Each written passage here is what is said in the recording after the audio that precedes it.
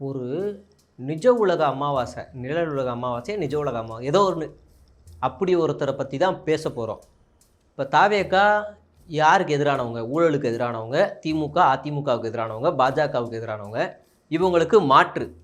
நம்ம எதார்த்தமா ஒரு கேள்வி கேட்குறோம். மாற்றுனா, இவங்கெல்லாம் செய்யாதத நீ புதுசா இந்த சமூகத்துக்கு ஒண்ணு செய்யணும். இப்ப நீ ஏதாவது ஒரு அயோக்கியத்தனம் பண்ற அப்படின்னா, உன்னை கேள்வி கேட்குறேன்னா, நீ அதுக்கு பதில் தான் சொல்லணுமே தவிர, அவங்க ஒழுங்கா, இவங்க ஒழுங்கா அப்படி கேட்கக்கூடாது. அப்ப அதுக்கு பேர் மாற்று இல்ல. நீயும் அவங்கள்ல ஒரு ஆளு அப்படின்னு நம்ம வச்சுக்கலாம்.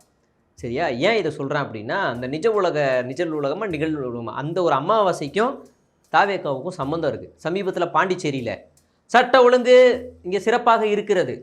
அப்புறம் இங்க ஒரு அமைச்சருக்கு இலாக்கா குடுக்காமலே இருக்காங்க. பாவம், பாவம். அவருக்கே அந்த அக்கறை இல்ல.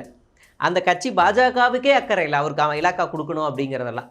இவருக்கு ஏன் அவருக்கு இலாக்கா குடுக்கல? மேலிட உத்தரவு அமித்ஷா சொல்லியிருப்பாரு. "தம்பி விஜய், அந்த அமைச்சருக்கு இலாக்கா குடுக்காம இருக்காங்க. கொஞ்சம் பாருப்பா" அப்படின்னு சொல்லியிருப்பாங்க போல. அதனால இவர் வந்து 2 பேரு. சட்ட ஒழுங்கு சரியில்ல. அப்புறம் இது.